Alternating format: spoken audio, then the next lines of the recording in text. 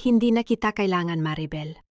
Pirmahan mo na ang mga papel na yan at umalis ka na sa buhay ko. Bago pa dumating ang mga bisita. Ang boses ni Mark ay kasing lamig ng hanging nanggagaling sa aircon ng kanilang marangyang dining room. Walang bakas ng pag-aalinlangan, walang bahid ng pagsisisi. Ang mga salitang yon ay parang mga balaraw na isa-isang nabaon sa dibdib ni Maribel, dahan-dahan, ngunit malalim. Ang kutsarang hawak niya ay dahan-dahang nalaglag sa sahig, lumika ng isang matunog na ingay na bumasag sa katahimikan ng silid. Ngunit hindi niya yon narinig. Ang tanging naririnig niya ay ang mabilis at masakit na pagtibok ng kanyang sariling puso. Tiningnan ni Maribel ang hapunang maingating inihanda. Ang paboritong adobong manok ni Mark na 3 oras ding niluto para maging malambot, ang mainit na kanin, at ang paborito nitong wine. Lahat ng pagod niya sa buong araw, lahat ng pagmamahal na ibinuhos niya sa loob ng 10 taon, ay tila naging abo sa isang saglit. Ang kanyang mga kamay ay nagsimulang manginig at ang kanyang paningin ay naging malabo dahil sa mga luhang pilit niyang pinipigilan. Bakit, Mark? Halos pabulong na tanong ni Maribel. Saan ako nagkulang? Akala ko ba magriwang tayo dahil sa promotion mo?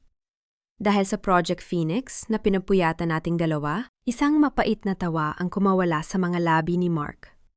Tumayo siya at dahan-dahang lumapit kay Maribel. Ang kanyang presensya na dati ay nagbibigay ng init, ay nagdudulot na ngayon ng matinding ginaw. Nating dalawa? Maribel, let's be realistic. Ako ang humarap sa mga investors. Ako ang nagpuyat sa opisina. Ikaw? Tagasulat ka lang naman sa likod, tagagawa ng drafts. You were just a shadow, and frankly, I'm tired of living with a ghost. Hindi pa nakakasagot si Maribel nang marinig niya ang tunog ng mabibigat na hakbang sa hagdanan. Pumasok si Doña Aurora, ang kanyang biyanan, na nakasuot ng mamahaling seda at mga alahas na tila kumikinang sa ilalim ng chandelier. Ang kanyang muka ay puno ng panghahamak habang nakatingin sa umiiyak na manugang. Huwag ka nang magdrama, Maribel, saad ni Doña Aurora sa kanyang matalim na boses. You should be thankful na pinatira ka namin dito ng 10 taon. Isang hamak na scholar ka lang na pinulot ni Mark sa hirap. Na yung CEO na ang anak ko, kailangan niya ng babaeng may class, iyong kayang makisabay sa alta sosyedad. Hindi iyong amoy kusina at puro ballpen ang hawak. Inilapag ni Doña Aurora ang isang itim na envelope sa tabi ng divorce papers. Nariyan ang tiket mo pabalik sa probinsya. Ipinag-empake na kita. Ang mga gamit mo ay nasa labas na ng gate. Huwag mo nang hintayin na kaladkarin ka pa ng mga security guard. Nanigas ang buong katawan ni Maribel. Ang sakit na nararamdaman niya ay lumampas na sa puntong kaya niyang iyakang lang. Naisip niya ang lahat ng sakripisyo niya. Ang pagbitaw niya sa sariling pangarap na maging isang tanyag na writer para lamang suportahan ang karera ni Mark. Siya ang gumawa ng bawat speech, bawat marketing strategy, at bawat idea na nag-akyat kay Mark sa tuktok. At ngayon, matapos siyang pakinabangan, itatapon na lang siya na parang basahan. How could you do this to me?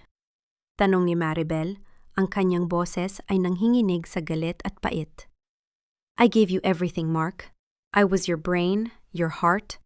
I loved you more than myself. And that was your biggest mistake, Maribel, sagot ni Mark habang inaayos ang kanyang mamahaling relo.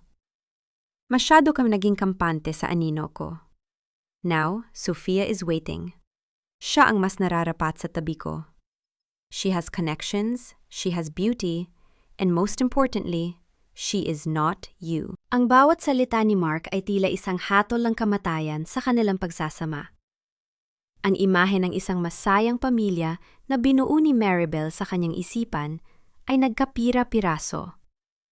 Hindi niya maisip kung paano nagawang itapon ng lalaking minahal niya ang lahat ng kanilang pinagsamahan para lamang sa ambisyon at sa ibang babae. Dahan-dahang tumayo si Maribel. Ang kanyang mga binti ay tila gawa sa jello Ngunit pilit niyang pinatatag ang kanyang sarili. Hindi siya tumingin sa divorce papers, kundi direkta sa mga mata ni Mark. Sa gitna ng kanyang pagkawasak, may isang maliit na kislap ng apoy na nagsimulang mabuo sa kanyang kalooban. Isang apoy na hindi nanggagaling sa galit, kundi sa isang malalim na pagkaunawa sa kanyang tunay na halaga. Lumakad siya patungo sa pintuan ng hindi lumingon. Hindi niya dinala ang ticket. Hindi niya dinala ang pera. Ang tanging dala niya ay ang kanyang basag na puso at ang kanyang dangal. Nang lumabas siya ng mansyon, sinalubong siya ng isang malakas na buhos ng ulan. Ang langit ay tila nakikiramay sa kanyang pagdadalamhati. Nilulunod ang tunog ng kanyang mga hikbi na sa wakas ay kumawala na rin. Basang-basa at nanginginig, naglakad si Maribel sa madilim na kalsada ng subdivision. Ang bawat hakbang ay tila isang paglayo sa buhay na akala niya ay sa kanya habang buhay. Ngunit sa bawat patak ng ulan, tila unti-unti ring hinuhugasan ang kanyang pagiging martir. Biglang isang nakasisilaw na liwanag mula sa mga headlight ng isang sasakyan ang tumama sa kanyang likuran. Huminto ang isang itim at mamahaling sasakyan sa kanyang tabi. Dahan-dahang bumaba ang bintana nito at mula sa loob, isang pares ng mga mata ang tumingin sa kanya nang may halong pagkagulat at pag-aalala. Maribel? Ikaw ba yan? Napahinto si Maribel. Ang boses na iyon ay pamilyar, ngunit parang nanggaling sa isang nakaraang matagal na niyang ibinaon sa limot. Sino ang taong ito na tila alam ang kanyang pangalan sa gitna ng kanyang pinakamadilim na gabi? Ang bawat patak ng ulan na tumatama sa balat ni Maribel ay tila mga karayom na tumutusok, hindi lamang sa kanyang laman, kundi hanggang sa kaibuturan ng kanyang kaluluwa. Sa gitna ng dilim at lamig, ang liwanag mula sa sasakyang huminto sa kanyang tabi ay nagbigay ng panandaliang silaw. Nang bumukas ang pinto, hindi isang kaaway ang lumabas, kundi ang mukhang matagal na niyang hindi nakikita, ngunit palaging nagbibigay ng init sa kanyang alaala. Si Lola Esme. Diyos ko, Maribel! Anong nangyari sa iyo, anak? Ang boses ng matanda ay puno ng sindak at pag-aalala. Agad itong lumapit at binalot si Maribel ng isang tuyong kumot na kinuha mula sa loob ng lumang sasakyan. Walang maisagot si Maribel. Ang kanyang mga labi ay nanginginig sa ginaw, at ang tanging nagawa niya ay sumandal sa balikat ng matandang babae na dati nilang kapitbahay at nagsilbing pangalawang ina niya noong bata pa siya.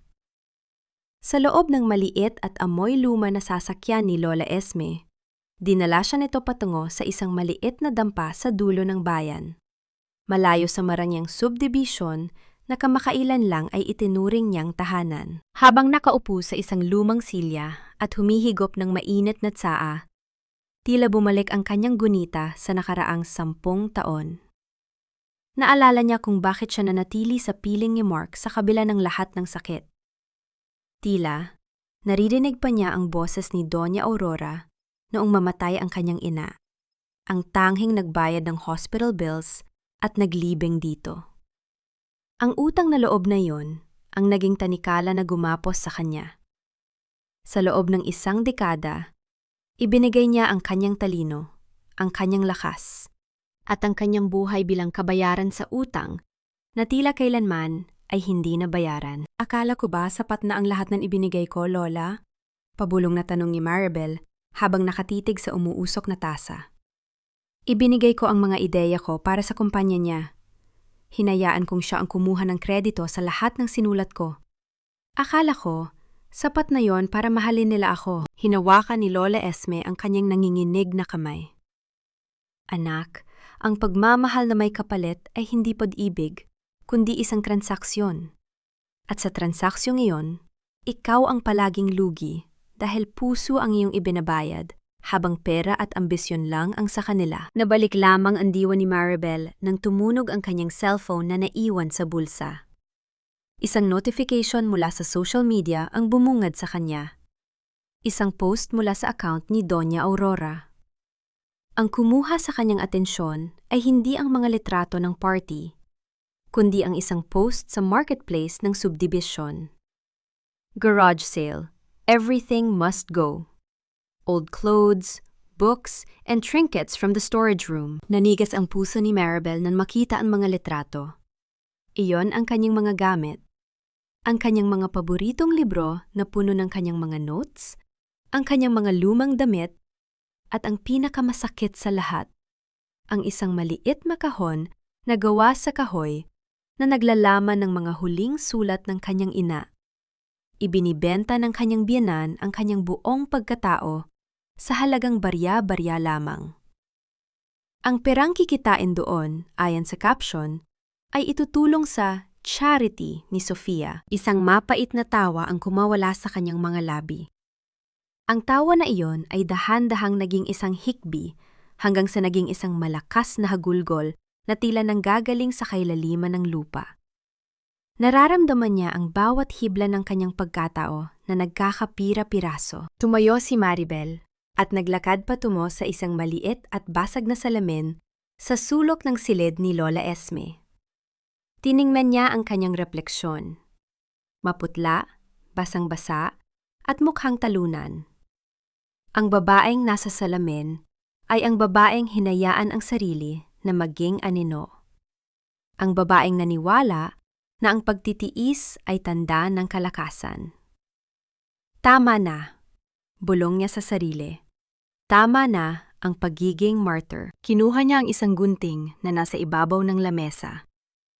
Sa harap ng basag na salamin, hinawakan niya ang kanyang mahabang buhok na palaging gustong-gusto ni Mark, habil mukha raw siyang sunurin at mahinhin dito. Sa isang mabilis na galaw, pinutol niya ito hanggang balikat. Ang mga hibla ng buhok na nahuhulog sa sahig ay tila mga simbolo ng kanyang mga nakaraang pagkakamali na isa-isang bumibitaw. Nang muli niyang tingnan ang kanyang sarili, hindi na luha ang nanginibabaw sa kanyang mga mata, kundi isang matalim at malamig na determinasyon. Ang bawat luhang pumatak kanina ay ang huling pag-iyak na gagawin niya para sa mga taong sumira sa kanya. Lola Esme, tawag niya sa matanda na tahimik na nakamasid sa kanya. May notebook pa po ba kayo rito? At ballpen? Ang panulat na dati ay ginamit niya para itaguyod ang pangarap ng iba, ay gagamitin na niya ngayon para isulat ang kanyang sariling pagbangon. Sa gabing iyon, sa gitna ng kahirapan at amoy ng lumang dampa, isinilang ang isang bagong Maribel. Isang babaeng wala ng utang na loob, kundi tanging obligasyon na lamang sa kanyang sarili. Iyan ang mga salitang binuo ko sa gitna ng gabi, habang mahimbing siyang natutulog. Iyan ang mga pangarap na iginuhit ko habang iniinda ang pagod. Ngunit bakit na yon ay lumalabas sa kanyang bibig na tila siya ang nagluwal sa mga ito. Nakatitig si Maribel sa lumang telebisyon sa loob ng bahay ni Lola Esme. Sa screen, suot ang kanyang pinakamahal na suit. Buong pagmamalaking ipinapakita ni Mark ang Project Phoenix. Ang bawat slide ng presentation, ang bawat estratehiya sa marketing, at maging ang bawat slogan ay galing sa notebook na pinagbuyatan ni Maribel. Ang sakit na naramdaman niya ay hindi na lamang basta hapdi. Ito ay isang lason na unti-unting dumadaloy sa kanyang mga ugat. Ginagawa itong matigas at kasing lamig ng bakal. Tinan mo ang muka ng magnanakaw na yan, bulong ni Lola Esme habang nagtutupi ng damit sa tabi. Ang tagumpay na nakatayo sa kasinungalingan ay parang bahay na gawa sa buhangin, Maribel. Isang ihip lang ng hangin, guguhurin yan. Ngunit hindi makapaghintay si Maribel sa hangin. May kung anong puwersa sa loob niya ang nagtulak sa kanya na tumayo. Kinuha niya ang kanyang lumang jacket at naglakad patungo sa kumpanya ni Mark. Ang kumpanyang siya rin ang nagpalago sa loob ng maraming taon. Nang makarating siya sa lobby, sinalubong siya ng mga mapanuring tingin ng mga empleyado na dati ay bumabate sa kanya ng may ngiti. Ngayon, dahil sa kumalat na balitang pinalayas na siya, ang mga ngiting iyon ay napalitan ng mga bulungan at palihim na pagtatawa.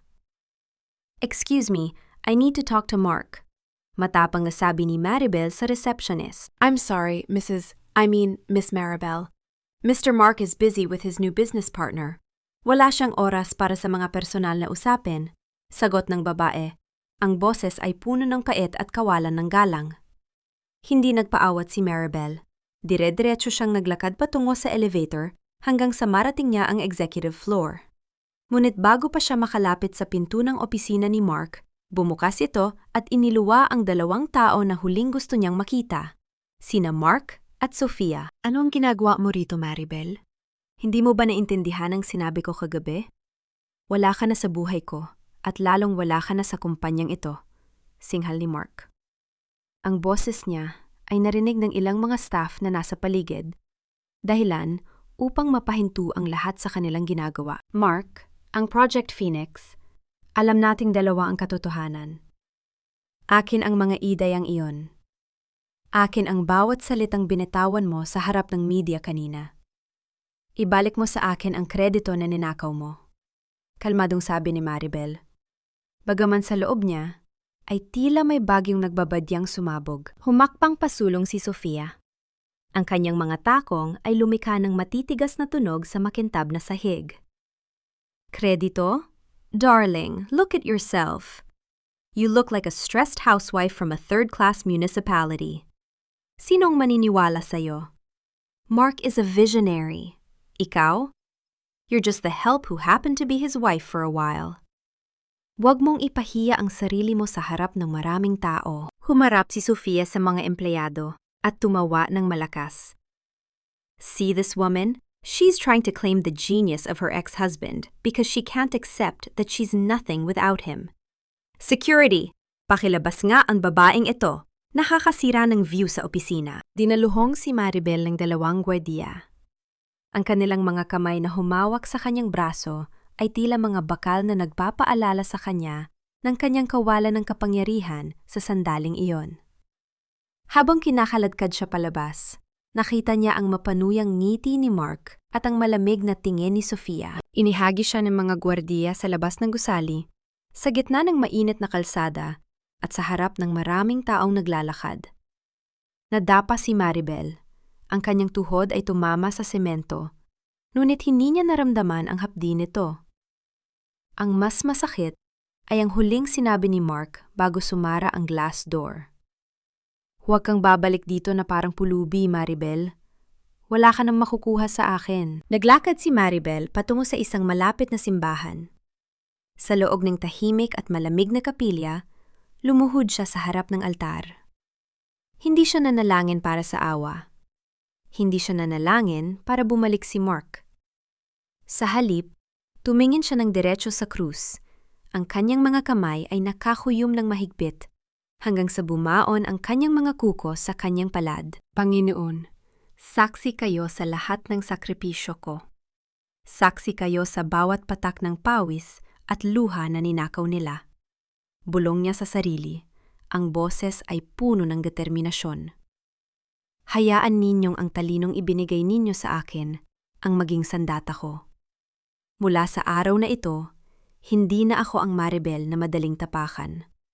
Sisiguraduhin kong ang bawat hakbang na ginawa nila para saktan ako ay magiging hagdan ko patungo sa kanilang pagbagsak. Paglabas niya ng simbahan, naramdaman ni Maribel ang pag-vibrate ng kanyang cellphone sa loob ng bulsa. Wala siyang inaasahang tawag dahil wala na siyang kaibigang natitira matapos siyang talikuran ng lahat. Nang tingnan niya ang screen, isang hindi pamilyar na numero ang bumungad. Sinagot niya ang tawag nang may pag-aalinlangan. Hello, is this Miss Maribel? Isang baritono at formal na boses ng lalaki ang sumagot sa kabilang linya. I'm calling from the Vanguard Group. I'm the assistant of Mr. Julian Valdez. Nakarating sa amin ang ilang impormasyon tungkol sa Project Phoenix at nais naming makipagpulong sa iyo sa lalong madaling panahon. Nanlaki ang mga mata ni Maribel. Ang Vanguard Group ay ang pinakamalaking karibal ng kumpanya ni Mark, isang higante sa industriya na matagal nang gustong pabagsakin ni Mark pero kailanman ay hindi niya nagawa. Bakit niyo ako gustong makita? Tanong ni Maribel. Ang kanyang puso ay nagsisimulang tumibok ng mabilis dahil sa kaba at pag-asa. Dahil alam ni Mr. Valdez na hindi si Mark ang utak sa likod ng proyektong yon. sagot ng lalaki. At nais naming bigyan ka ng pagkakataong bawiin ang lahat ng sayo. At higit pa. Hindi mo kailangang yumuko, Maribel. Sa gusaling ito, ang talino ang tanging basehan ng kapangyarihan. Hindi ang apelidong dala mo o ang damit na suot mo. Ang boses ni Julian Valdez ay mahinahon, ngunit may otoridad na hindi matatawaran. Nakatayo si Maribel sa gitna ng opisina ni Julian, isang silid na napapalibutan ng salamin sa pinakamataas na palapag ng Vanguard Tower. Mula rito, ang buong lungsod ay tila maliliit na laruan lamang. Kabilang na ang opisina ni Mark na dati ay akala niya ay pinakamataas na sa lahat. Napatingin si Maribel sa kanyang sarili sa refleksyon ng salamin. Suot niya ang lumang jacket ni Lola Esme, ang kanyang buhok ay maikli at tila hindi pantay ang pagkakagupit, at ang kanyang mga sapatos ay puno pa ng alikabok. Mula sa paglalakad sa kalsada, "Bakit ako, Mr. Valdez?" tanong ni Maribel. Ang kanyang boses ay bahagyang nangiinig. "Isa lang akong hamak na asawa ng CEO na pinalayas kamakailan. Bakit ninyo ako tinawagan?" Dahan-dahang lumapit si Julian at inilapag ang inang makapal na folder sa ibabaw ng lamesang gawa sa itim na marmol. Dahil sa loob ng 5 taon, binabasa ko ang bawat report na inilalabas ng kumpanya ni Mark. At alam ko ang pagkakaiba ng estilo ng isang taong nagpapanggap at ng isang taong may tunay na henyo. Ang Project Phoenix ay may pirma ng iyong pag-iisip, Maribel. Ang paraan ng paghabi mo ng mga emosyon sa marketing, ang pag-unawa mo sa masa, hindi yan kayang gawin ni Mark. Naupo si Julian at itinuro ang silya sa harap niya. "Mark is just a salesman. Ikaw ang arkitekto. At ngayon, ang arkitekto ay wala ng bahay. Nais kitang alukin ng isang posisyon dito sa Vanguard bilang chief strategist, ngunit sa ilalim ng isang kondisyon." "Anong kondisyon?" tanong ni Maribel. "Mananatili kang isang aninosa ngayon." Seryosong sagot ni Julian. "Gusto kong magtrabaho ka sa likod ng mga eksena. Tutulungan mo kaming pabagsakin ang bawat proyektong ilulunsad ni Mark sa pamamagitan ng paggawa ng mga estratehiyang mas higit pa sa kaya niyang isipin. We will dismantle his empire piece by piece, using the very mind that built it." Saglit na natahimik si Maribel. Nararamdaman niya ang bigat ng desisyong ito. Ang pumasok sa Vanguard ay nangangahulugan ng pagdedeklara ng digmaan laban sa lalaking minahal niya. Naalala niya ang 10 taon ng pagtitiis, ang mga gabing wala siyang tulog para lang matulungan si Mark, at ang huling pagkakataon na tinawag siyang pulube sa harap ng maraming tao. Ngunit may isang bahagi ng kanyang puso ang nag-aalangan. Ang utang na loob niya kay Doña Aurora dahil sa pagpapalibing sa kanyang ina ay tila isang mabigat na kadena na ayaw siyang bitawan. "Hindi ko alam kung kaya ko, Mr. Valdez. Pakiramdam ko ay pinagtataksilan ko ang pamilyang itinuring ko ring akin." Tumingin si Julian ng diretso sa kanyang mga mata. "Pinagtaksilan ka na nila, Maribel. Nung sandaling pinalayas ka nila sa ulan, pinutol na nila ang anumang utang na loob na mayroon ka. Ang tanging utang na mayroon ka ngayon ay sa sarili mo. Ang utang na bawiin ang iyong dangal." Ang namagitan sa kanila ng dahan-dahang kinuha ni Julian ang isang mamahaling ballpen at iniabot ito kay Maribel. Hindi ito basta panulat. Ito ay simbolo ng pagbabalik ng kanyang boses. Huminga ng malalim si Maribel. Ang kanyang mga daliri ay dahan-dahang humawak sa ballpen. Sa bawat segundo, ang takot ay napapalitan ng isang malamig na determinasyon. Naalala niya ang kanyang ina, ang hirap na dinanas nito, at ang pangako niyang hinding-hindi siya magiging tuntungan ng ibang tao. "Tanggap ko ang alok ninyo, Mr. Valdez," sabi ni Maribel. Ang kanyang boses ay wala ng panginginig. "Ngunit hindi ko lang sila gustong pabagsakin. Gusto kong makita nila kung ano ang nawala sa kanila. Gusto kong maramdaman nila ang pakiramdam ng walang-wala." "Good," ngiti ni Julian. "Simulan na natin ang paglipad ng tunay na Phoenix." Lumipas ang mga oras sa loob ng opisinang iyon. Sinimulan ni Maribel na himayin ang bawat kahinaan ni Mark. Ang kanyang mga maling desisyon sa pera, ang kanyang pagiging kampante, at ang mga sikretong tanging siya lang ang nakakaalam. Habang nagsusulat si Maribel, tila bumabalik ang lakas sa kanyang katawan. Hindi na siya ang aninong sumusunod. Siya na ang kamay na gumuguhit ng kapalaran ng iba. Ngunit habang abala si Maribel sa kanyang bagong simula, isang hindi inaasahang pangyayari ang nagaganap sa kabilang panig ng lungsod. Sa mansyon ni Mark, hindi pa rin humihinto ang kasamaan ni Doña Aurora. Nakatanggap si Maribel ng isang litrato sa kanyang lumang messenger account mula sa isang dating kapitbahay. Ito ay litrato ni Doña Aurora na nasa harap ng bahay ni Lola Esme kasama ang ilang mga kalalakihan na may dalang mga kagamitan sa pagdedemolish. Kung ayaw mong lalong maghirap, Maribel, lumabas ka dyan. Ang boses ni Doña Aurora ay tila naririnig ni Maribel sa kanyang isipan habang tinitingnan ang litrato. Huwag mong isiping ligtas ka sa dampa ng matandang yan. Nabitawan ni Maribel ang ballpen. Ang takot na akala niya ay nawala na ay biglang nagbalik. Ngunit sa pagkakataong ito, hindi para sa sarili niya, kundi para sa tanging taong tumanggap sa kanya sa oras ng kagipitan. Ano ang gagawin ni Doña Aurora kay Lola Esme para piliting lumabas si Maribel?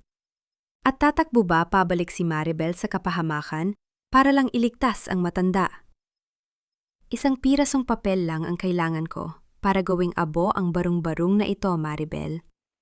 At kapag nangyari yon, saan mo na itatago ang mukha mong kasing dumi ng basurang ito? Ang tinig ni Doña Aurora ay umalingaw-ngaw sa maliit na bakuran ni Lola Esme, kasing talim ng isang latigo na humahampas sa katahimikan ng gabi. Nakatayo ang matandang babae sa gitna ng maputik na lupa, ang kanyang mga mamahaling alahas ay tila kumikinang ng may kabuktutan sa ilalim ng ilaw ng mga dalang flashlight ng kanyang mga tauhan. Sa harap niya, si Lola Esme ay nakayakap sa isang lumang post ng kanyang dampa. Nanginginig ang mga payat na braso, ngunit hindi bumibitaw. Kakarating lang ni Maribel mula sa Vanguard Tower. Ang kanyang puso ay tila sasabog sa dibdib nang makita ang eksenang iyon. Ang bawat hakbang niya patungo sa dalawa ay puno ng takot at naglalagablab na poot. "Bitawan niyo siya!" sigaw ni Maribel.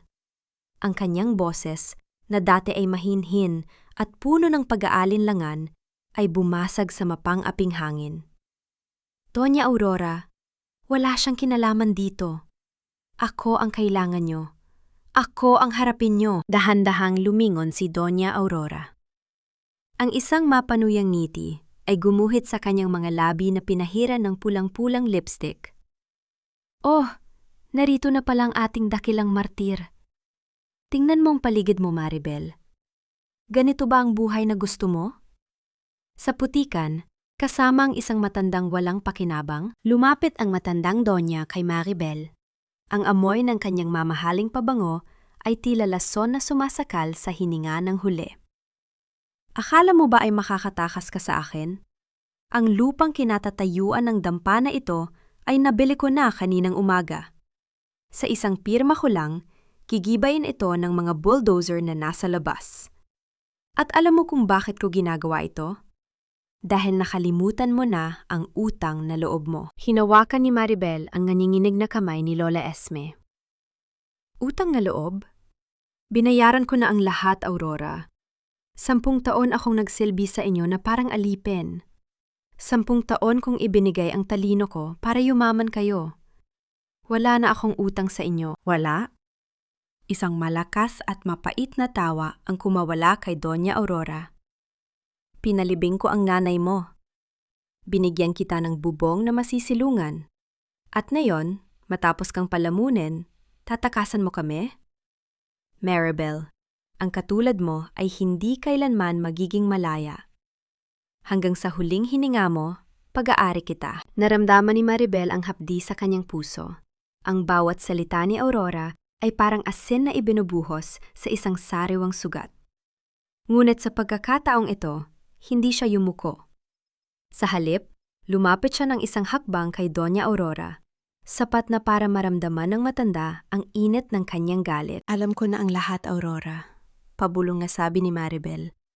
Ngunit ang bawat pantig ay puno ng bigat. Nalaman ko na ang tungkol sa perang inilaan ko para sa gamot ng nanay ko bago siya mamatay.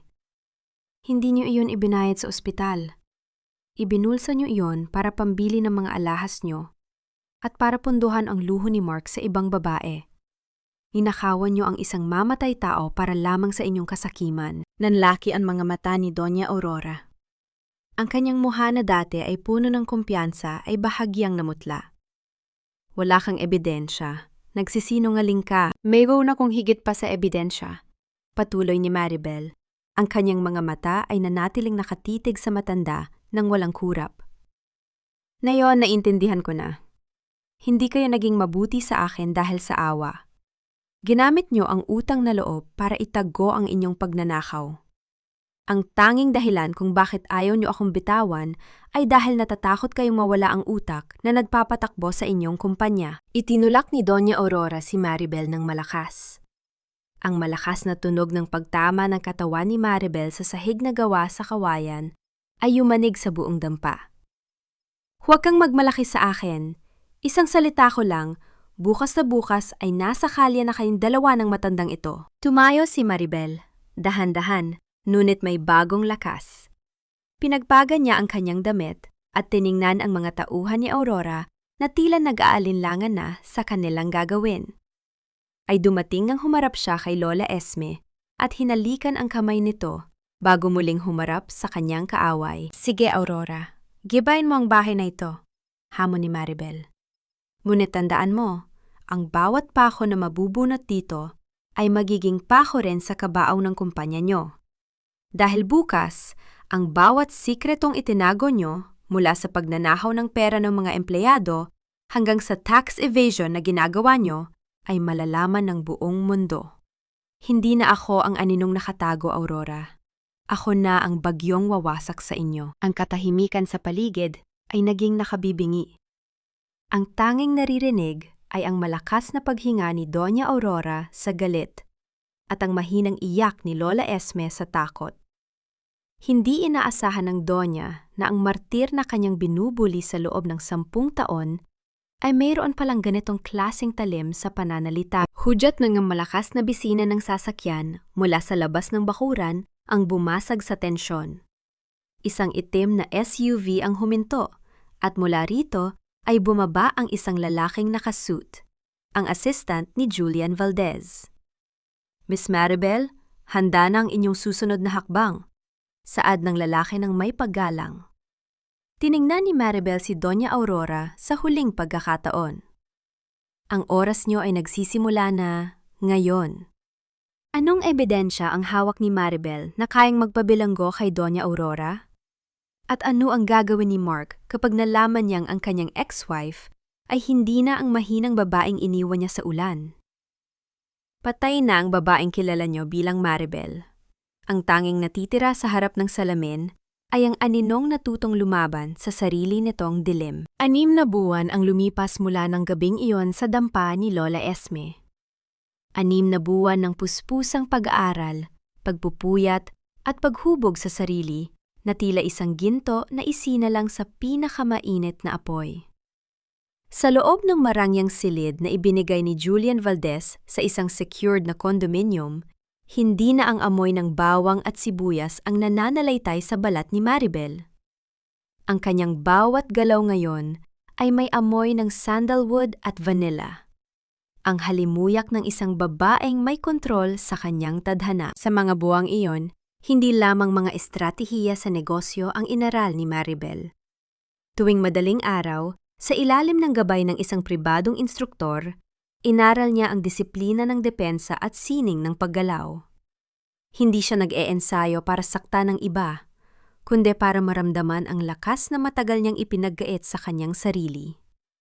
Ang bawat suntok sa punching bag ay simbolo ng bawat sampal na tinanggap niya mula sa tadhana. Ang bawat pagtayo niya mula sa pagkakadapa sa training mat ay ang kanyang panunumpa na hinding-hindi na siya muling luluhod sa harap ng kahit sino. Ang batas ay hindi lamang para sa mga mayayaman, Maribel. Madalas sabihin ni Julian, habang tinutulungan siyang himayin ang mga komplikadong dokumento ng corporate law. Ang batas ay isang sandata, at sa kamay ng isang taong marunong gumamit ito, ang pinakamalaking kumpanya ay kayang mapatumba. Isang hapon, habang nasa isang marangyang mall sa Makati, para bumili ng mga kagamitan para sa nalalapit na anniversary gala ng kumpanya ni Mark, nag-cruise ang landas nila. Nakasuot si Maribel ng isang simpleng asul na dress na hapit sa kanyang katawan, ang kanyang maikling buhok ay maayos na nakastyle, at ang kanyang mga mata ay natatakpan ng mamahaling sunglasses. Mula sa malayo, nakita niya sina Mark at Sofia. Si Mark ay tila hirap na hirap sa pagbitbit ng napakaraming shopping bags, habang si Sofia ay abala sa pag-check ng kanyang hitsura sa bawat salaming nadadaanan. Mukhang abala sila sa pagtatalo. Sabi ko naman sa'yo, Mark, kailangan nating bilhin ang relong ito para sa gala. Nakakahiya naman kung CEO ka tapos luma ang suot mo. Ang boses ni Sofia ay matinis at puno ng pag-uutos. Sofia, alam mong medyo gipit ang cash flow ng kumpanya ngayon dahil sa mga delays ng Project Phoenix, iritableng sagot ni Mark. Naglakad si Maribel ng diretsyo. Dumaan siya sa gitna nilang dalawa nang hindi man lamang bumabagal ang kanyang hakbang. Ang dulo ng kanyang balikat ay bahagyang tumama sa braso ni Mark. Napahinto si Mark at lumingon, tila may naramdamang pamilyar na enerhiya. Ngunit hindi niya nakilala ang babaeng may matikas na tindig na lumalagpas sa kanya. "Excuse me," bulong ni Maribel sa isang boses na malamig at malalim. Hindi siya lumingon. Hindi niya kailangang makita ang kanilang mga mukha para malaman na wala na silang kapangyarihan sa kanya. "Sino yon?" tanong ni Sofia. Ang kanyang boses ay puno ng inggit habang tinitingnan ang likod ni Maribel. Ang ganda ng aura niya, parang isang totoong donya. Isang matamis na ngiti ang sumilay sa mga labi ni Maribel habang patuloy siyang naglalakad. Na iyon ay nagpaalala sa kanya na ang pinakamabisang paghihiganti ay ang pagiging isang tao na hindi na nila kayang abutin. Pagbalik niya sa Vanguard Tower, isang folder ang naghihintay sa kanyang mesa. Ito ang bunga ng 6 na buwang palihim na investigasyon ni Julian Valdez sa mga personal na accounts ni Doña Aurora. Dahan-dahang binuklat ni Maribel ang mga pahina. Ang kanyang puso ay nagsimulang tumibok ng mabilis. Hindi dahil sa takot, kundi dahil sa galak. Sa loob ng folder ay ang mga kopya ng mga pekeng resibo at mga account sa bangko na nakapangalan sa mga ghost employees ng kumpanya. Ngunit ang pinaka-importanteng dokumento ay ang isang lihim na ledger na nagpapatunay na si Doña Aurora ay hindi nagbabayad ng tamang buwis sa loob ng halos 1 dekada.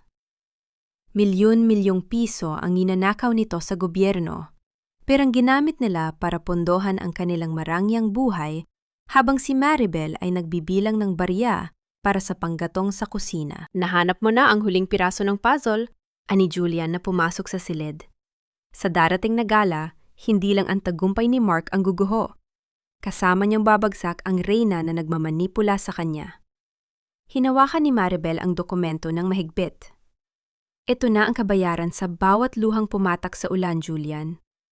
Ito na ang katapusan ng kanilang kaharian ng kasinungalingan." Tumingin si Maribel sa kalendaryo. 3 araw na lang bago ang selebrasyon. Ang pulang bestida na kanyang isusuot ay nakahanda na. Isang simbolo ng dugo at apoy na malapit nang tumupok sa lahat ng kanyang mga kaaway. Isang misteryosong dokumento ang nakasingit sa huling pahina ng folder. Isang lihim na testamento na iniwan ng kanyang ina bago ito mamatay na tila may kinalaman sa tunay na pagkatao ni Doña Aurora.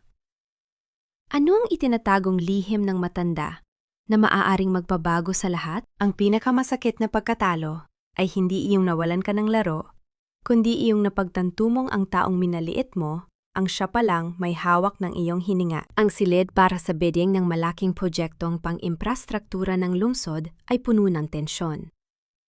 Sa gitna ng mahabang lamesang gawa sa madilim na kahoy, nakaupo ang mga pinakamalalakas na pangalan sa industriya. Sa isang panig, Naroon sina Mark at Sofia, suot ang kanilang pinakamagarang damit na tila mga baluti sa isang digmaan. Sa kabilang panig, ang upuan para sa Vanguard Group ay nananatiling bakante. Siguradong atrasado na naman ng Vanguard, bulong ni Sofia kay Mark habang inaayos ang kanyang buhok. Malamang ay natakot sila sa Project Phoenix natin. Darling, relax lang. This contract is ours. Ngunit si Mark ay hindi mapakali. Ang kanyang mga kamay ay bahagyang pinapawisan. Pakiramdam niya ay may kulang sa kanyang presentation. Mga detalyeng tanging si Maribel lang ang nakakaalam kung paano ayusin. Bumukas ang pinto ng silid. Ang tunog ng pagpihit ng trangka ay tila isang hudyat ng pagdating ng isang bagyo. Pumasok si Julian Valdez, ngunit hindi siya ang sentro ng atensyon. Sa likuran niya ay isang babaeng nakasuot ng puting business suit. Ang bawat hakbang ay may kasamang awtoridad na tila nagpapatahimik sa bawat bulungan sa loob ng silid. Nanlaki ang mga mata ni Sofia. Tiningnan niya ang babae mula ulo hanggang paa. Maribel? Pabulong niyang tanong. Ang kanyang boses ay puno ng pagdududa at gulat. Hindi tumingin si Maribel sa kanila. Naupo siya sa harap ni Mark. Ang kanyang mga mata ay diretso sa mga board members. Walang bakas ng emosyon sa kanyang muka. Parang isang pader na hindi kayang tibagin ng kahit anong panunukso. Nagsimula ang presentation. Nang pagkakataon na ni Mark na magsalita, sinimulan niya ang kanyang paliwanag tungkol sa teknikal na aspeto ng proyekto. Ngunit sa kalagitnaan, isa sa mga panelist ang nagtanong ng isang napakakomplikadong tanong tungkol sa sustainability at financial risk. Napahinto si Mark. Tumingin siya sa kanyang mga notes, ngunit wala roon ang sagot. Tumingin siya kay Sofia para humingi ng tulong, ngunit ang tanging nagawa ni Sofia ay magpakitang gilas sa pamamagitan ng paggamit ng mga mabulaklak na salitang wala namang kinalaman sa tanong. Mr. Chairman, ang boses ni Maribel ay bumasag sa katahimikan. Ang kanyang pananalita ay malinaw, puno ng kaalaman, at higit sa lahat, puno ng lohika. Ang tanong tungkol sa sustainability ay hindi lamang tungkol sa materyales, kundi tungkol sa integridad ng estruktura sa ilalim ng matinding pressure. Kung susuriin ang proposal ng kumpanya ni Mr. Mark, makikita ninyong may butas ang kanilang financial buffer. Isa-isang hinimay ni Maribel ang bawat kahinaan ng proposal ni Mark. Mga kahinaang siya mismo ang gumawa bilang bitag bago siya umalis sa kumpanya. Ang bawat salita niya ay tila isang latigo na humahampas sa ego ni Mark. Sino ka ba para magsalita ng ganyan? Hindi na nakapagtimpi si Sofia at tumayo. You're just a former housewife. Anong alam mo sa mga ganitong kalaking proyekto? Baka nakakalimutan mong dahil sa amin, nagkaroon ka ng bubong sa ulo mo. Tumingin si Maribel kay Sofia. Isang malamig at matalim na tingin na tingetahimik sa buong silid. Sofia, sa loob ng boardroom na ito, hindi ang suot mong alahas ang binibilang, kundi ang laman ng iyong utak. At base sa iyong sagot kanina, mukhang mas marami pang laman ang bulsa mo kaysa sa kaalaman mo sa negosyong ito. Nagkaroon ng mahinang tawa mula sa mga board members. Napahiya si Sofia at dahan-dahang naupo. Ang kanyang mukha ay mapulang-mapula sa galit at hiya. Ang Vanguard Group, patuloy ni Maribel, habang inilalabas ang kanyang sariling proposal, ay nag-aalok ng hindi lamang kagandahan, kundi katatagan. At higit sa lahat, ang aming mga ideya ay orihinal, hindi ninakaw, hindi hiniram, at hindi gawa-gawa sa kasinungalingan. Habang nagsasalita si Maribel, nakatitig lang sa kanya si Mark. Sa bawat kumpas ng kamay ni Maribel, sa bawat ngiti nito, unting bumabalik ang alaala ni Mark sa mga gabing nakikita niya itong nagsusulat sa kusina. Ang boses na naririnig niya ngayon ay ang boses na nagbigay sa kanya ng lahat ng tagumpay niya noon. At doon niya napagtanto ang isang nakapanghihilakbot na katotohanan. Wala siyang kwentang pinuno kung wala si Maribel, ang naganap ng matapos ang meeting. Habang nagliligpit ng gamit ang lahat, lumapit si Mark kay Maribel. Ang kanyang mga mata ay puno ng pagkalito at takot. Maribel, bakit mo ginagawa ito? Pamilya tayo, di ba? Bakit mo kami binabagsak? Pabulong na tanong ni Mark. Ang boses ay nanginginig. Tumingin si Maribel kay Mark. Isang misteryosong ngiti ang sumilay sa kanyang mga labi. Isang ngiti na hindi abot sa kanyang mga mata. Hindi kita binabagsak, Mark. Ipinapakita ko lang sa'yo kung gaano kadilim ang mundo kapag wala ng ilaw na matagal mong inabuso. Tumalikod si Maribel at naglakad palabas kasama si Julian. Naiwan si Mark na nakatayo sa gitna ng silid, tila isang batang nawawala sa dilim. Ngunit bago pa makalabas si Maribel, narinig niya ang isang mabilis na pag-uusap sa telepono ni Sofia sa isang sulok. Kailangan ko ng mas malaking pondo. Ilipat mo na ang lahat ng nasa account ni Mark sa offshore account ko bago pa mahuli ang lahat. Ang binis na bulong ni Sofia ay sapat na para marinig ni Maribel. Sino ang kausap ni Sofia sa telepono? At bakit niyo ninanakawan ang lalaking akala ni Mark ay kakampi niya? At ano ang gagawin ni Maribel kapag nalaman niyang ang kanyang paghihigante ay may kasamang hindi inaasahang kakampi sa loob ng kampo ng kaaway? Isang sulat ang iniabot ng isang staff kay Maribel paglabas niya ng gusali. Ang nakasulat sa labas ng envelope ay, "Alam ko ang ginawa mo 10 taon na ang nakalilipas. Hindi ka rin malinis, Maribel." Ang liham na hawak ni Maribel ay tila nagbabagang bakal na pumapaso sa kanyang palad. Alam kong ginawa mo 10 taon na ang nakalilipas. Ang mga salitang iyon ay paulit-ulit na humahagupit sa kanyang isipan habang nakatayo siya sa labas ng gusali ng bidding. Sino ang nakakaalam? Sino ang nagmamasid sa kanya mula sa dilim? Ang lihim na 10 taon niyang itinago. Ang dahilan kung bakit niya hinayaang maging alipin siya ni na Doña Aurora ay tila isang multong nagbalik para bawiin ang kanyang kapayapaan. Ngunit hindi siya maaring huminto ngayon. Kung meron man siyang natutunan sa loob ng 6 na buwan sa ilalim ng pakpak ni Julian Valdez, iyon ay ang pagharap sa takot ng may matigas na mukha. Kailangan niyang makuha ang huling piraso ng ebidensya na magsiselyo sa kapalaran ng mga kaaway niya. Ang hard drive na naglalaman ng mga orihinal na codes at logs ng Project Phoenix ay nananatiling nakatago sa isang lihim na siwang sa ilalim ng kanyang lumang desk sa mansyon ni na Mark. Sa gitna ng gabi, sa ilalim ng malakas na buhos ng ulan na tila nakikiramay sa kanyang misyon, bumalik si Maribel sa lugar na dating niyang tinawag na tahanan. Gamit ang kanyang lumang susi na hindi pa napapalitan, isang tanda ng pagiging kampante ni Mark. Dahan-dahan siyang pumasok sa likurang pinto. Ang amoy ng mansyon ay hindi nagbago. Amoy ng mamahaling pabango at tuyong bulaklak. Ngunit ngayon, ang halimuyak na iyon ay tila amoy ng isang libingan na puno ng mga nabubulok na alaala. Ang bawat hakbang niya sa makintab na sahig ay tila isang malakas na tunog sa kanyang pandinig, bagaman binalot niya ng tela ang kanyang mga sapatos para hindi makalikha ng ingay.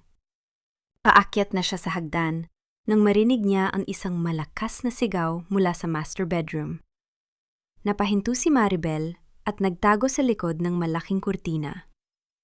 Wala akong pakialam kung saan mo kinuha ang pera, Sofia. 5 milyong piso ang nawawala sa marketing budget at kailangan ko yon para bayaran ang mga utang ni Mama sa kasino. Ang boses ni Mark ay puno ng desperasyon at galit. Huwag mo akong sigawan, Mark, sagot ni Sofia. Ang boses ay matinis at puno ng paghamak.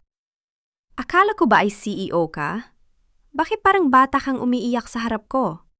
Kung hindi mo kayang patakbuhin ang kumpanya mo nang wala ang ex-wife mong katulong, huwag mo akong sisihin. Isang malakas na tunog ng pagbagsak ng isang plorera ang yumanig sa silid, na sinundan ng nakabibinging katahimikan. Nang kaba ay naramdaman ni Maribel habang pigil hininga siyang naghihintay. Narinig niya ang mabilis na paglabas ni Sofia sa silid at ang pagbagsak ng pinto. Nang masiguro niyang tahimik na ang paligid, mabilis na pumasok si Maribel sa kanyang dating silid trabaho. Ang silid ay madilim at amoy alikabok, tila hindi na pinasok mula nang lumisan siya. Gamit ang liwanag mula sa kanyang cellphone, Kinapa niya ang ilalim ng desk. Ang kanyang mga daliri ay humawak sa isang maliit na bukol sa kahoy, ang lihim na pindutan. Isang mahinang tunog ng pag-urong ng kahoy ang narinig niya, at lumabas ang isang maliit na lalagyan. Nariyan ang hard drive. Nariyan ang kanyang kaligtasan. Ngunit bago pa niya ito makuha, narinig niya ang tunog ng pagpihit ng doorknob. Mabilis na nagtago si Maribel sa ilalim ng mahabang lamesa. Ang kanyang puso ay tila gustong tumalon sa kanyang lalamunan sa tindi ng kaba. Pumasok si Sofia sa silid. Bit-bit ang kanyang cellphone. Hindi niya binuksan ang ilaw. Sa halip, lumapit siya sa bintana at may tinawagan. "Honey, relax.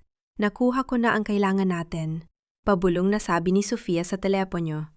Ang kanyang boses ay puno ng tamis at traidor na pananalita. Ubus na ang pera ni Mark. Ang kumpanya niya ay isang walang lamang shell na lang. Sa susunod na linggo, kapag lumabas na ang warrant para kay Doña Aurora, lilipad na tayo patungong Singapore. Iiwan ko na ang talunang ito sa gitna ng dumi. Nanlaki ang mga mata ni Maribel sa ilalim ng lamesa. Hindi lamang pala siya ang biktima. Pati ang sariling asawa ni Sofia ay tinitraidor nito. Ngunit ang higit na nakakagulantang ay ang pangalang binanggit ni Sofia bago ibaba ang telepono. "I love you, Paolo. See you tomorrow." Si Paolo. Ang pangalang iyon ay tila isang kidlat na tumama sa alaala ni Maribel. Si Paolo ang lalaking naging bahagi ng kanyang madilim na nakaraan 10 taon na ang nakalilipas. Ang lalaking dahilan kung bakit siya nagkaroon ng utang na loob kay Doña Aurora. Ang lahat ay tila isang malaking bilog na nagtatagpo. Mabilis na lumabas si Sofia sa silid. Hindi nag-aksaya ng panahon si Maribel. Kinuha niya ang hard drive at nagmadaling lumabas. Ngunit pagbaba niya sa hagdan, bumukas ang ilaw sa sala. Nakatayo sa gitna ng silid si Doña Aurora. Suot ang kanyang kulay gintong nightgown. Ang kanyang muka ay tila isang bungo sa ilalim ng chandelier. Hawak niya ang isang baril na nakaturo ng diretso sa dibdib ni Maribel. Sinasabi ko na nga ba? Babalik ang magnanakaw sa pinangalingan niya. Ang malamig na tinig ni Doña Aurora ay nagpatahimik sa buong mansyon. "Ibigay mo sa akin ang hawak mo, Maribel, o sisiguraduhin kong hindi ka na makakalabas ng bahay na ito ng buhay." Sino ba talaga si Paolo sa buhay ni Maribel? At paano siya naging kakampi ni Sofia? Ano ang katotohanang nakatago sa liham na natanggap ni Maribel tungkol sa kanyang ginawa 10 taon na ang nakalilipas? Isang putok ng baril ang umalingaw-ngaw sa loob ng mansyon na sinundan ng isang malakas na sigaw. Sino ang tinamaan? At sino ang biglang dumating para pigilan si Doña Aurora? "Ibaba mo ang baril na yan, Mama. Hindi mo na ba naisip kung ano ang ginagawa mo? Huwag mong dagdagan ang kasalanan natin sa babaeng ito." Ang boses ni Mark ay nanginginig, puno ng pagsusumamo at takot. Ang putok ng baril na umalingaw-ngaw kanina ay tumama sa malaking chandelier sa kisame, dahilan upang magbagsakan ang mga kristal na tila mga luhang gawa sa salamin sa gitna ng sala. Ang usok mula sa dulo ng baril ay dahan-dahang humalo sa malamig na hangin ng mansyon. Nakatayo si Maribel sa gitna ng kaguluhan. Yakap-yakap ang hard drive sa kanyang dibdib. Sa kabila ng panganib, wala siyang nararamdamang takot. Ang tanging naroon ay isang malalim na pagkamuhi na hinaluan ng awa para sa 2 taong nasa harap niya. Ang pamilyang dati niyang pinagsilbihan ay tila mga anino na lamang ng kanilang dating sarili. Mga halimaw na nilamon ng sarili nilang kasakiman. "Umalis ka na, Maribel," mahinang sabi ni Mark, habang dahan-dahang kinukuha ang baril mula sa nanginginig na kamay ng kanyang ina. "Umalis ka na bago pa magbago ang isip ko." Hindi na naghintay ng pangalawang pagkakataon si Maribel. Tumakbo siya palabas ng mansyon, hindi lumingon, hindi tumingin sa likod. Ang bawat hakbang niya palayo sa bakuran ay tila pagpunit sa huling pahina ng isang madilim na aklat. Nang makarating siya sa naghihintay na sasakyan ni Julian, naramdaman niya ang biglaang panghihina ng kanyang mga tuhod. Ang adrenaline na nagpatakbo sa kanya ay biglang nawala. Iniwan siyang nanginginig sa loob ng sasakyan. Nabalik lamang ang kanyang malay nang maramdaman niya ang mainit na kamay ni Julian na humawak sa kanyang balikat. Ligtas ka na, Maribel. Nakuha natin ang kailangan natin. Kinabukasan, sa halip na magplano para sa huling pag-atake, humiling si Maribel ng isang araw ng katahimikan. Nagtungo siya sa sementeryo kung saan nakalibing ang kanyang ina. Ang sementeryo ay tahimik. Ang tanging naririnig ay ang huni ng mga ibon at ang kalansing ng mga dahon na tinatangay ng hangin. Lumuhod si Maribel sa harap ng puntod. Dahan-dahan niyang hinaplos ang malamig na marmol. "Nay, patawad!" bulong niya. Ang mga luha ay dahan-dahang pumapatak sa damuhan. Patawad dahil hinayaan kong tapakan ang dangal ko sa loob ng 10 taon dahil sa maling akala ng utang na loob. Ngayon ko lang naintindihan na ang tunay na pagmamahal mo sa akin ay hindi nangangailangan ng sakripisyong wawasak sa aking pagkatao. Sa golden moment na iyon, tila naramdaman ni Maribel ang isang mainit na yakap ng hangin. Ang bigat na matagal niyang dinala ay tila unti-unting sumasama sa usok ng kandilang kanyang itinirik. Dito, sa harap ng kamatayan, mas lalong naging malinaw sa kanya ang kahalagahan ng buhay. Ang pagpapatawad ay hindi para sa mga taong nanakit sa kanya. Ang pagpapatawad ay para sa sarili niyang puso na matagal niyang kinulong sa dilim. Pagbalik niya sa opisina ni Julian ng gabing iyon, nakita niya ang isang pulang bestida na nakasabit sa gilid ng bintana. Ang kulay nito ay kasing tingkad ng dugo, kasing bagsik ng apoy. "Handa ka na ba para sa bukas?" tanong ni Julian habang nagbubuhos ng wine sa 2 baso. Tumingin si Maribel sa labas, sa mga ilaw ng lungsod na tila mga bituing bumagsak sa lupa. "Handa na ako, Julian. Bukas, tatapusin ko na ang kwentong sinimulan nila. Ngunit sa pagkakataong ito, ako na ang hahawak ng panulat." Isang katahimikan ang namagitan sa kanila. Isang katahimikan na hindi na puno ng takot, kundi ng isang tahimik na pagkakaunawaan. Sa loob ng 6 na buwan, si Julian ang naging sandigan niya. Ngunit alam ni Maribel na pagkatapos ng gabing ito, kailangan niyang tumayo ng mag-isa. Ang katarungan ay hindi lamang tungkol sa pagpapakulong sa kaaway, kundi tungkol sa paghahanap ng kapayapaan na hindi nakadepende sa kahit sino. "Julian," tawag ni Maribel habang nakatitig sa pulang bestida. "Salamat dahil naniwala ka sa akin, nung maging ako ay hindi na naniwala sa sarili ko." "Hindi mo kailangan ng pasasalamat, Maribel," sagot ng lalaki nang may malambot na tinig. "Ang kailangan mo ay ang mabuhay para sa sarili mo. Yan ang pinakamatinding paghihiganti sa lahat." Mula sa nakabibinging takot, patungo sa isang malalim na kapayapaan at kahandaan para sa huling laban. Isang pagpapaalam sa martir na pagkatao. Ang pag-uusap ni Maribel sa kanyang ina sa sementeryo, kung saan binitawan niya ang lahat ng bigat ng nakaraan. Ang misteryo ni Paulo ay nananatiling nakabitin. Ano ang koneksyon niya sa 10 taon na nakakalipas ni Maribel at paano ito gagamitin ni Sofia laban sa kanya sa huling sandali? Isang huling tawag ang natanggap ni Maribel bago siya matulog. Ang boses sa kabilang linya ay galing kay Sofia, ngunit hindi ito puno ng galit, kundi ng isang babala. "Huwag kang pupunta sa gala bukas, Maribel. Kung ayaw mong malaman ng lahat ang tungkol sa nangyari sa iyong ama." Ang bawat salita na lumalabas sa iyong bibig, Mark, ay parang mga nakaw na alahas na isinusuot ng isang pulubi upang magmukhang hari.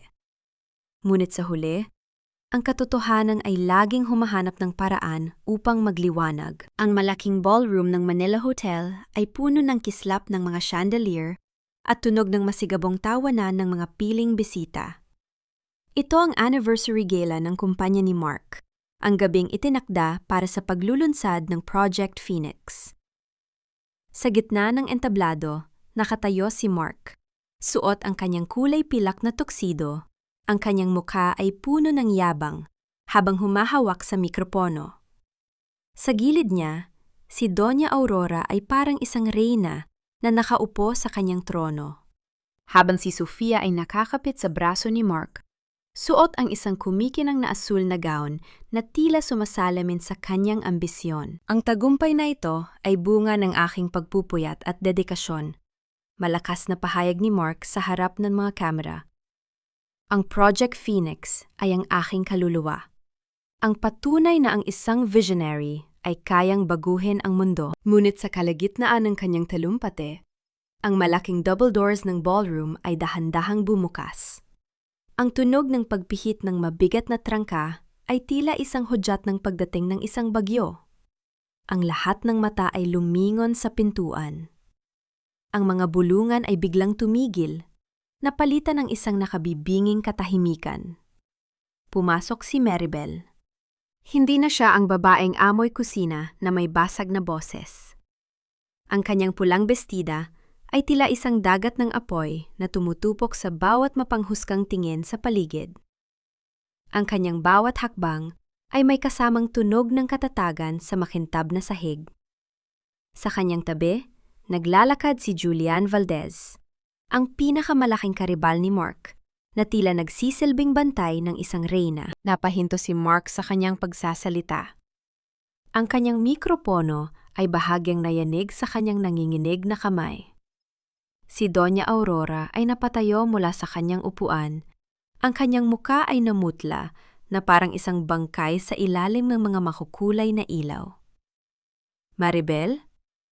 Ang pabulong na tanong ni Mark ay umalingaw-ngaw sa katahimikan ng silid. Hindi sumagot si Maribel. Sa halip, naglakad siya ng diretsyo patungo sa entablado. Ang kanyang aura ay puno ng kapangyarihan na tila nantutulak sa mga tao na gumawa ng daan para sa kanya. Nang makarating siya sa harap ni Mark, kinuha niya ang isa pang mikropono mula sa podium nang may kalmado at matikas na galaw. Magandang gabi sa inyong lahat. Ang boses ni Maribel ay malinaw, malalim at puno ng damdamin. Narinig nating lahat ang talumpati ni Mr. Mark tungkol sa orihinalidad at pananaw. Ngunit bago natin ipagdiwang ang Phoenix na ito, hayaan ninyong ipakita ko sa inyo ang tunay na pinagmulan ng apoy na ito. Anong ginagawa mo rito, Maribel? Singhal ni Sofia na sinusubukang itago ang kanyang takot sa likod ng isang mataray na mukha. You don't belong here! Security! Pakilabas ang babaeng ito! Ngunit walang guwardiyang gumalaw. Sa halip, lumapit si Julian Valdez sa control booth. Ang Vanguard Group ay ang pangunahing investor ng kaganapang ito ngayon dahil sa aming bagong chief strategist. Saad ni Julian ng may awtoridad. Ang naganap ng huminto si Maribel at tumingin sa isang baso ng tubig sa ibabaw ng lamesa sa tabi niya. Nakita niya ang sarili niyang refleksyon. Isang babaeng matapang. Isang babaeng hindi na natatakot sa dilim. Dahan-dahan niyang inilabas ang isang maliit na flash drive mula sa kanyang clutch bag. Mark, sinabi mo na ang projektong ito ay iyong kaluluwa, sabi ni Maribel. Ang kanyang mga mata ay nakatitig ng matalim sa kanyang dating asawa. Ngunit ang kaluluwa ay hindi ninanakaw sa isang notebook sa gitna ng gabi. Ang kaluluwa ay hindi itinatapon kasama ng isang asawang 10 taon mong niloko. Sa isang mabilis na galaw, isinaksak ni Julian ang flash drive sa main system. Ang malaking LED screen sa likod ni Mark, na kanina ay nagpapakita ng logo ng Phoenix, ay biglang nagbago. Ang lumitaw ay hindi mga graphics, kundi mga scan ng mga sulat kamay ni Maribel 10 taon na ang nakalilipas. Ang mga orihinal na draft, ang mga petsa ng bawat ideya, at ang mga video clips ni Maribel habang nagtatrabaho sa loob ng kanilang lumang kusina, habang si Mark ay natutulog sa kabilang silid. Ngunit ang pinakamabigat na ebidensya ay ang audio recording ng pag-uusap ni Mark at Doña Aurora nung gabing pinalaya siya. Ang pag-amin ni Mark na wala siyang alam sa technical na aspeto ng proyekto at kailangan niyang hiramin ang utak ni Maribel hanggang sa huli. Ang mga bisita ay nagsimulang magbulungan ng malakas. Ang mga flashes ng kamera ng mga media ay tila mga kidlat na tumatama sa mukha ni Mark at Aurora. Kasalanan mo ito! Sigaw ni Doña Aurora kay Maribel. Ang kanyang boses ay puno ng put at desperasyon. Binigyan kita ng lahat! Binigyan kita ng pamilya! Hindi, Aurora. Sagot ni Maribel, ang kanyang boses ay puno ng pait ngunit may dignidad. Bininigyan niyo ako ng kulungan. At ngayon, ako na ang kukuha ng susi para lumabas. Habang ang lahat ay nakatuon sa screen, napansin ni Maribel ang isang mabilis na paggalaw sa gilid. Si Sofia ay dahan-dahang umaatras patungo sa exit. Ang kanyang mga mata ay nakatitig sa kanyang cellphone. May kung anong takot ang kumintab sa mga mata ni Sofia na hindi dahil sa pagkakahuli kay Mark. Biglang namatay ang lahat ng ilaw sa ballroom. Isang nakabibinging katahimikan ang muling namayani na sinundan ng tunog ng mabilis na pagtakbo. Sa gitna ng kadiliman, isang malakas na sigaw ang narinig mula sa entablado. Nang bumalik ang ilaw, wala na si Maribel sa kanyang kinatatayuan, at ang flash drive na naglalaman ng huling ebidensya ay nawawala rin. Sino ang kumuha kay Maribel sa gitna ng kaguluhan? At ano ang koneksyon nito sa banta ni Sofia tungkol sa kanyang ama? Ang bawat pangarap na itinayo sa kasinungalingan ay parang isang kastilyong gawa sa baraha. Isang ihip lang ng katotohanan. Lahat ay guguho sa isang iglap. Nang muling bumukas ang mga ilaw sa ballroom, hindi ang katahimikan ang sumalubong sa mga bisita, kundi ang ingay ng kaguluhan at ang tunog ng mabilis na pagtibok ng mga pusong puno ng takot. Ang usok mula sa generator ay dahan-dahang humalo sa amoy ng mamahaling pabango. Sa gitna ng entablado, nakaluhod si Mark. Ang kanyang muka ay nakabaon sa kanyang mga palad habang ang bawat flash ng kamera ay tila isang latigo na humahampas sa kanyang natitirang danggal. Ngunit hindi si Maribel ang nawala. Sa gilid ng entablado, malapit sa exit, nakatayo ang babaeng nakapulang bestida. Hawak niya ang braso ni Sofia na sinusubok ang tumakas bitbit ang isang bag na puno ng mga alahas at mga dokumento. Sa likuran nila, nakatayo ang dalawang lalaking nakauniporme ng National Bureau of Investigation, NBI. Hindi ka makakaalis, Sofia. Ang boses ni Maribel ay kasing lamig ng bakal. Ang perang ninakaw mo kay Mark, ang mga offshore accounts na binuksan mo gamit ang pangalan ng kumpanya, lahat ng yon ay alam na namin. Bitawan mo ako! Wala kang alam! Sigaw ni Sofia. Ang kanyang matinis na boses ay bumasag sa katahimikan. Ngunit ang kanyang mukha na dati ay puno ng kumpiyansa ay dahan-dahang napalitan ng isang maputlang anyo ng desperasyon. Sa kabilang dulo ng ballroom, nakita ni Sofia ang isang lalaking nakaposas na kinakaladkad ng mga pulis, si Paolo.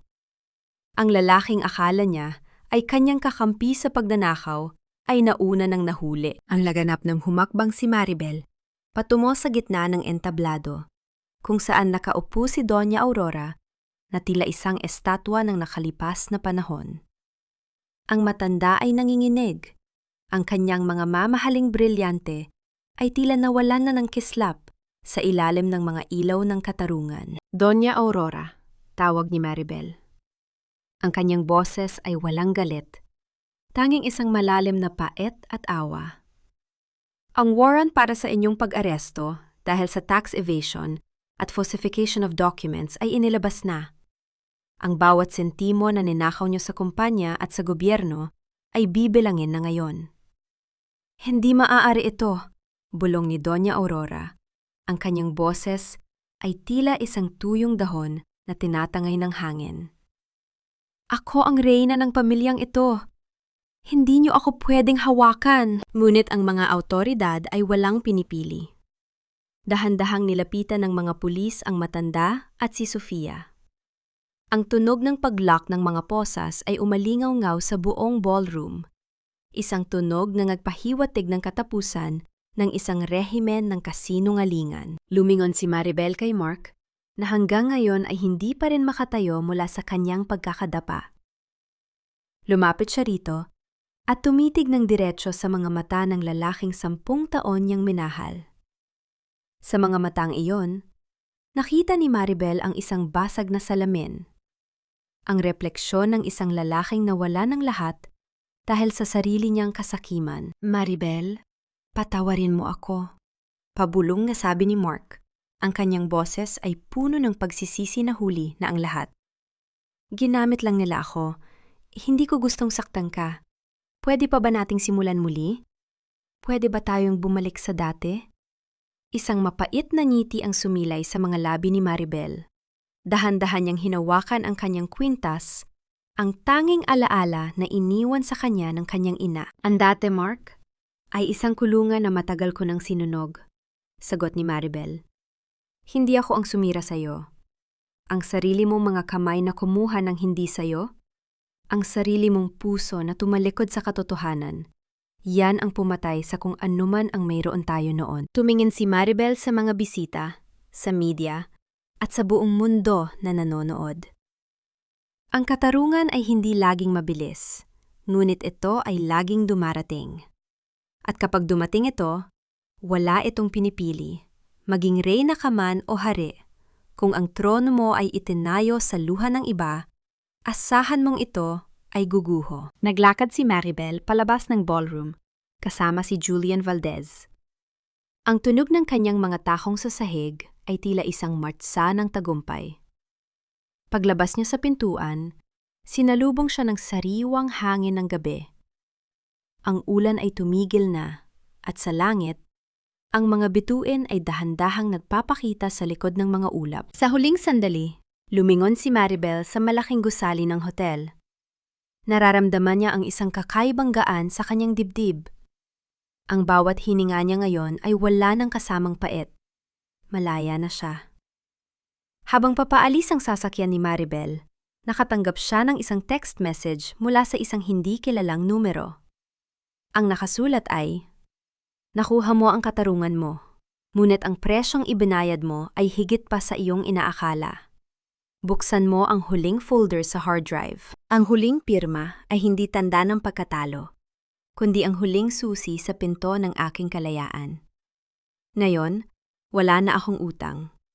Hindi sa'yo, hindi sa pamilya mo, at hindi sa nakaraan. Ang silid para sa mga bisita sa loob ng piitan ay malamig at amoy luma, malayo sa marangyang bango ng mansyon na dati nilang pinagsaluhan.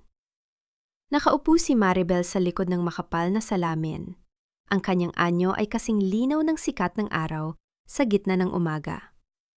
Sa kabilang panig, naroon si Mark. Ang kanyang buhok ay gulo-gulo, ang kanyang mga mata ay lubog at puno ng pait, at ang kanyang suot na kulay dalanda na uniforme ay tila isang malupit na paalala ng kanyang kinahinatnan. Inilapag ni Maribel ang huling dokumento sa maliit na siwang sa ilalim ng salamin, ang pinal na divorce papers. Ang tunog ng papel na kumakaskas sa semento ay tila isang huling hininga ng kanilang 10 taong pagsasama. "Pirmahan mo na ito, Mark," dahan-dahang sabi ni Maribel. Ang kanyang boses ay wala ng bakas ng galit. Tanging isang malalim na kapayapaan na lamang ang nananatili. Nanginginig ang mga kamay ni Mark habang hinahawakan ang panulat. "Maribel, nalaman ko na ang lahat. Ang huling folder sa hard drive, ang sulat ng nanay mo. Patawarin mo kami. Hindi ko alam na ninakaw ni Mama ang perang para sa kanya." Tumingin ng diretso si Maribel. Sa mga mata ng lalaking minsan ay naging mundo niya. Sa huling folder na binuksan niya kagabi, natuklasan niya ang katotohanang mas masakit pa sa pagtataksil. Ang kanyang ina ay may iniwang lihim na record ng bawat sentimong ibinigay ni Maribel para sa kanyang gamot. Napatunayan doon na sadyang pinabayaan ni Doña Aurora na mamatay ang kanyang ina upang hindi ito makapagsalita tungkol sa mga ilegal na gawain sa kumpanya. Ngunit sa huli, ang liham ng kanyang ina ay hindi puno ng puot. Ang huling mensahe nito ay, "Maribel, ang talino mo ang iyong pakpak. Huwag mong hayaang ikunong ka ng utang na loob na gawa-gawa lamang." "Hindi na mahalaga kung alam mo o hindi, Mark," sagot ni Maribel habang pinapanood itong pumirma.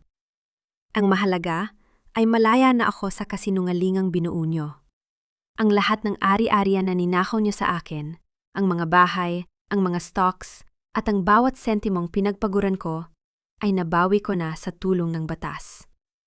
Ngunit higit sa lahat, nabawi ko na ang aking sarili. Ang namagitan sa kanila nang dahan-dahang tumayo si Maribel. Nakita niya ang isang patak ng luha na gumulong sa pisngi ni Mark, ngunit hindi na nito nagawang basagin ang kanyang puso. Ang bawat luhang pumatak kay Maribel noon ay sapat na para hugasan ang anumang emosyong natitira para sa lalaking ito. Sana ay mahanap mo rin ang kapayapaan sa loob ng rehas na yan, Mark. Huling sambit ni Maribel bago siya tumalikod. Paglabas niya ng gusali ng piitan, sinalubong siya ni Julian Valdez. Ngunit sa pagkakataong ito, hindi siya sumakay sa sasakyan nito. Sa halip, naglakad siya patungo sa kanyang sariling sasakyan, isang simbolo ng kanyang kalayaan at tagumpay. Lumipas ang mga buwan, at ang pangalang Maribel ay hindi na naging anino. Itinatag niya ang Alay Talino Foundation, isang organisasyong tumutulong sa mga kababaihang dumanas ng pang-aabuso at pagnanakaw ng dangal. Sa bawat babaeng tinutulungan niya, tila isang bahagi ng kanyang sariling sugat ang tuluyang naghihilom. Ang kanyang lumang dampa kasama si Lola Esme ay hindi niya giniba. Sa halip, ginawa niya itong isang maliit na museum at library para sa mga batang mahihirap sa kanilang bayan. Isang hapon, habang nakatayo si Maribel sa dalampasigan ng kanyang bayang Sinalangan, pinapanood niya ang paglubog ng araw.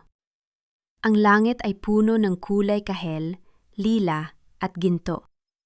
Parang isang obra maestra na siya mismo ang gumuhit. Ang tunog ng mga alon na humahampas sa pampang ay tila isang oyayi na nagpapatulog sa lahat ng kanyang mga takot. Dahan-dahan niyang hinubad ang kanyang mga sapatos at naramdaman ang pino at mainit na buhangin sa kanyang mga paa. Ang bawat haplos ng hangin sa kanyang maikling buhok ay tila isang bulong ng pasasalamat mula sa universo. Lumapit si Julian sa kanya. Bit-bit ang 2 tasa ng mainit na kape. "Ano ang iniisip mo, Maribel?" Tanong nito nang may malambot na ngiti. Tumingin si Maribel sa malawak na dagat, sa abot tanaw kung saan nagtatagpo ang langit at tubig. "Iniisip ko kung gaano kaganda ang mundo kapag hindi mo na kailangang magtago sa anino ng iba. Julian, sa loob ng 10 taon, nakalimutan ko kung paano huminga para sa sarili ko. Ngayon, ang bawat hininga ko ay akin na." "Handa ka na bang sumulat ng bagong kwento?" tanong ni Julian. Ang kanyang mga mata ay puno ng paghanga at marahil ng isang bagong klaseng pag-ibig na hindi na mapanakit. Ngumiti si Maribel. Isang ngiti na abot sa kanyang mga mata, isang ngiti na nagpapatunay na ang Phoenix ay hindi lamang muling nabuhay, kundi natuto na ring lumipad sa sarili nitong direksyon. "Hindi ko na kailangang sumulat ng kwento, Julian," sagot ni Maribel habang humahakbang patungo sa tubig. "Dahil ang buhay ko na mismo, ang kwentong matagal ko nang gustong basahin." Habang naglalakad palayo ang dalawa, isang batang babae ang lumapit kay Maribel at nag-abot ng isang notebook. Nang buksan ito ni Maribel, nakita niya ang unang pahina na may nakasulat na, "Para sa aking anak, Maribel. Sa araw na ikaw ay maging malaya, ibigay mo rin ang panulat na ito sa susunod na mga arap." Paano itutuloy ni Maribel ang legasang ito sa gitna ng kanyang bagong nahanap na kaligayahan? Lumipas ang 1 taon na tila isang mabilis na pag-ikot ng mga pahina ng isang aklat. Sa isang maaliwalas na umaga, ang sikat ng araw ay dahan-dahang sumisilip sa mga bintana ng bagong tayang gusali ng Alay Talino Foundation. Ang amoy ng mga sariwang bulaklak at bagong pinturang pader ay humahalo sa halimuyak ng kape na nagmumula sa pantry. Nakatayo si Maribel sa harap ng isang malaking frame sa lobby. Hindi ito litrato ng isang CEO, kundi isang larawan ng kanyang ina na nakangiti. Hawak ang isang lumang panulat. Dito, sa loob ng mga pader na ito, ang bawat babaeng dumaranas ng pait ng pagtataksil at kawalan ng pag-asa ay nakakahanap ng matutuluyan. Wala nang martir dito. Tanging mga reyna lamang na natututong isuot muli ang kanilang sariling korona. Paminsan-minsan, nakakatanggap si Maribel ng mga balita mula sa labas. Narinig niya na si Doña Aurora ay unti-unti nang kinakain ng sakit sa loob ng piitan. Ang kanyang dating kapangyarihan ay naglaho na parang usok. Si Mark naman, matapos ang 1 taon, ay naging isang anino na lamang sa likod ng rehas. Isang lalaking nabaon sa limot ng mundong dating ang pinaghaharian. Si Sofia ay napaulat na nakatakas patungong ibang bansa, ngunit ang balitang ito ay hindi na nagagawang galawin ang kapayapaan ni Maribel. Ang kanilang mga pangalan ay naging mga bahagi na lamang ng isang nakaraang hindi na niya kailangang balikan. Handa na ang lahat para sa unang graduation ng ating mga scholars, Maribel. Ang boses ni Julian Valdez ay nagpabalik sa kanya sa kasalukuyan. Lumapit ang lalaki. Suot ang isang simpleng ngiti na sa loob ng 1 taon ay naging sandigan ni Maribel. Ngunit hindi na siya ang bata ni Julian.